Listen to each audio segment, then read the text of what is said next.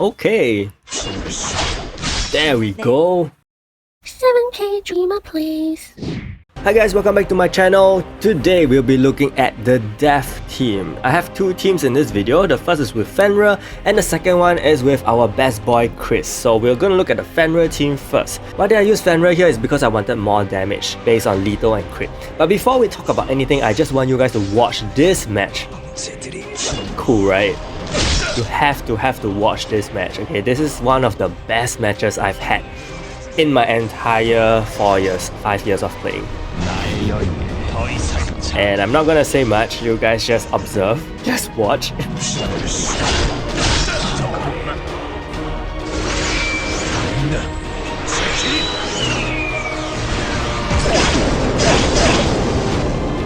Four dead. 4 heroes dead.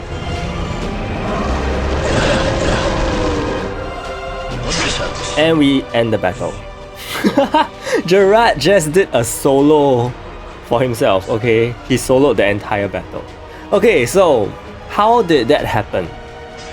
I've given him Death Accessory, so it actually stacks with his effect attack, which has 100% rate to cast Death, okay? Now when you have those two, and then you also have the Fighter Soul, because he is now level 50 finally. With the Fighter Soul increase of status cast rate by 20%, his death casting is going to be pretty high for about 70%. And then you have Nox over here who reduces death resist by 30% on the enemy side of the field, so it further boosts his capabilities. And of course he also is able to reduce death resist by 60%, okay, and that's very good.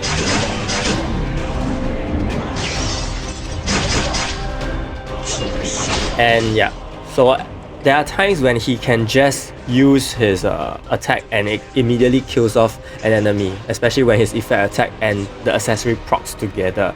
And that is why you can finish off enemies very quickly. And I think that is also very similar to how Kris functions in the past. But Kris does have an 80% chance to land death on his effect attack, whereas Gerard has 100%.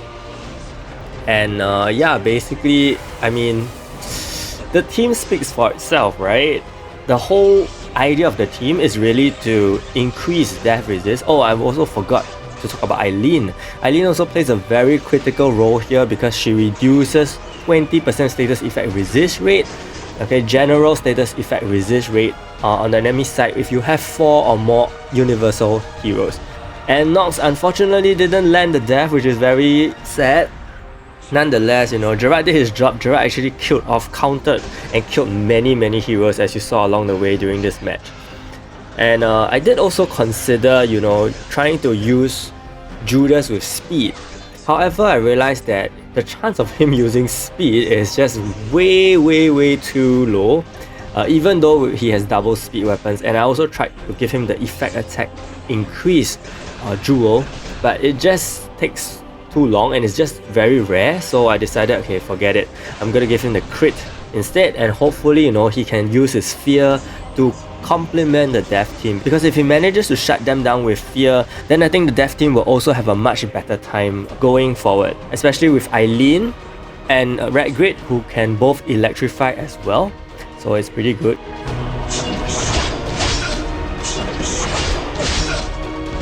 And here, unfortunately, his death from Nox didn't kill anyone. So we're gonna talk about Gerard's build, because after all, this is still kind of like a Gerard showcase after he has become level 50.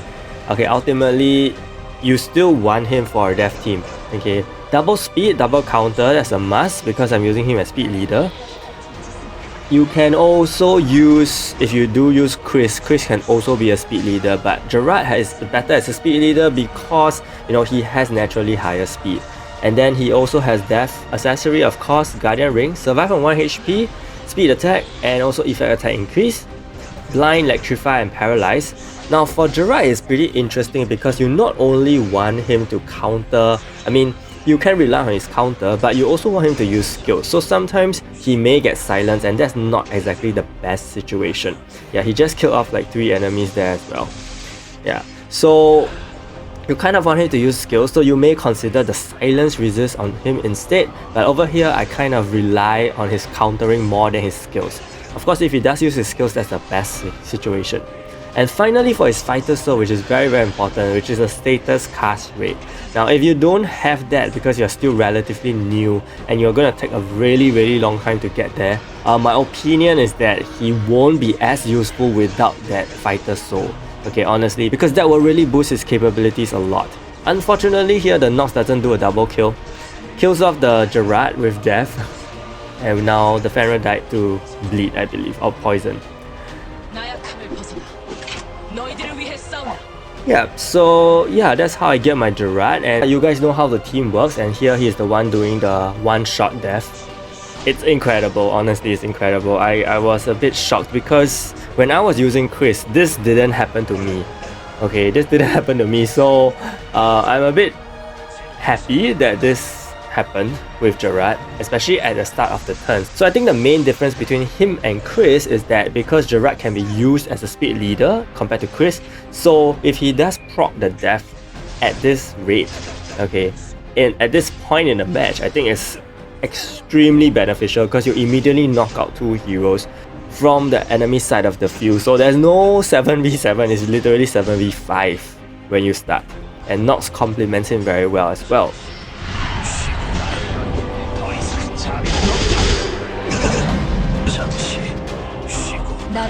Yeah, so here Red Grid also reduces status effect resist rate, okay? Although I don't think this actually stacks with Eileen.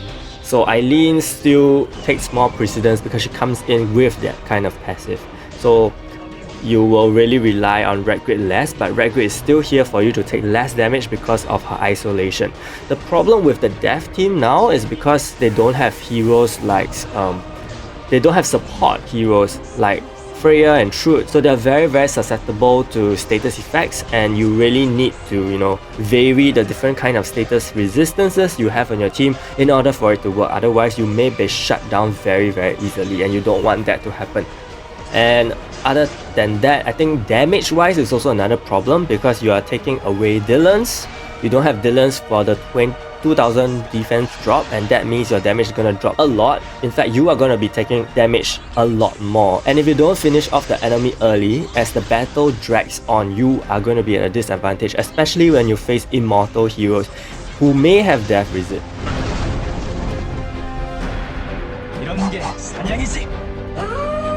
So this is the team that I've changed to after trying out Fenrir. I decided we have to put Kris on the team. After all, he is well known. He is the most known for death, right?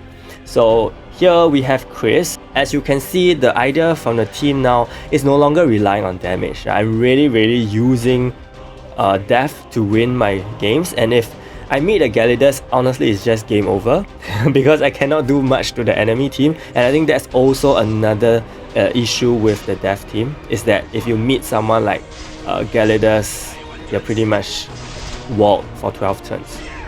So Kris here also did a one-shot death. I also gave him death accessory, and he apparently procced it with his effect attack, so that's very good. So in this case, I kind of have 2 death heroes that can do one-shots. And my Kris is also geared with counter build. He's kind of like the secondary counter compared to Gerard. Gerard still has the highest counter, but in case, you know, they do not touch Gerard, because I realized that sometimes my Gerard is just constantly avoiding damage and the counter doesn't happen. And in most cases, that is the time when I lose the match because my Gerard doesn't counter. So I think in this way, having 2 counter on different sides of the field kind of works for me. Kind of works pretty well. Unfortunately, Kris is pretty frail. I'm not sure about his stats. I didn't really take a close look at it, but you know, he is pretty frail, and I actually gave him a willful ring with the death accessory.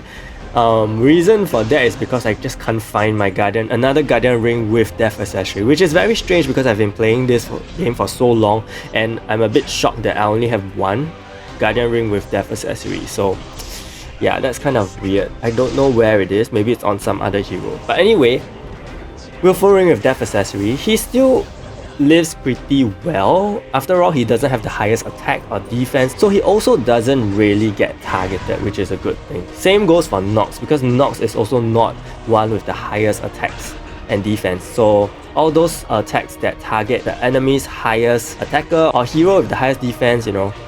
And I think the credits for this match goes to Nox and Kris because Kris used his awaken skill to land the death and then Nox finished it. So it's pretty good, it's all very synergized, and in fact with Kris now I have more chance to have death for sure, which is a good thing because previously in the Fenrir team I felt that I didn't really have much death and I was really relying on Gerard only, and if Gerard doesn't come through or he dies too early, then I'm pretty much screwed. So it's very good that, you know, if you kill off very important heroes on the enemy side early, like Dylan's or Fenrir, like what Gerard did. And you also want to take note that Gerard actually helps the entire team very well because he does reduce crit rate of the enemies by 40%, which is something I haven't been talking about. But if you guys realize the damage I'm taking is not too overwhelming, even though sometimes the crit still does happen, because after all, enemies will definitely have more than 40% crit, right? Here he killed off 3 people, I think, and he also died to bleed or Agnes flame or I don't know what. But nonetheless, Nox double killed here, perfect ending, perfect ending. Nox really comes in a clutch moment. So overall, I think this team is pretty fun to use. Now, if you are trying to just have fun with Arena, I'm sure you will have fun with this team. And it's not so much about going for damage, in this case, like the one team that I've previously used. I think this is more of a strategy, you know, kind of team where you really have to put units that support each other. You may even want to go for more death accessories on your entire team because sometimes they do random attacks. And in fact, the whole team relies on CC except Wukong. I feel that Wukong is the only weird one here. If there was really a hero that I would swap out, it would be Wukong, but I really need him for the buff block, the buff disable. So I don't have a choice. But if I do have a choice, I would have taken out Wukong. I feel like he didn't do much.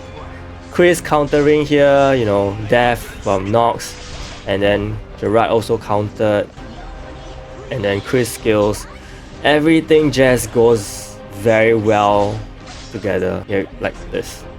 The games can end very fast, but if you don't end them fast, then you may be in trouble, like I said. Because as the matches go on, you know, if enemies use Colt or Dylan's or heroes that reduce your defense or block rate along the way, then the longer the battle drags, the more unhealthy it is for you.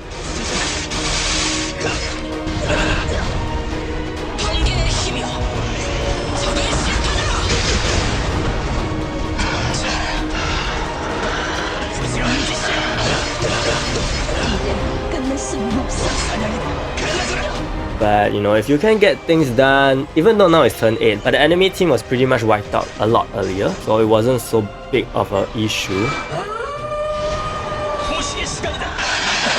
Unfortunately, Fenrir kills off my Nox, who could have killed him, but Gerard ends it off. So Gerard is actually very, very good in this setup, and I think you guys, you know, if you want to try the death team, by all means go ahead. Let me know how you think you can change this team to make it even better in the comments. And if you did enjoy this video, give it a like and subscribe to my channel. Stay tuned for more videos. Thank you so much and see you!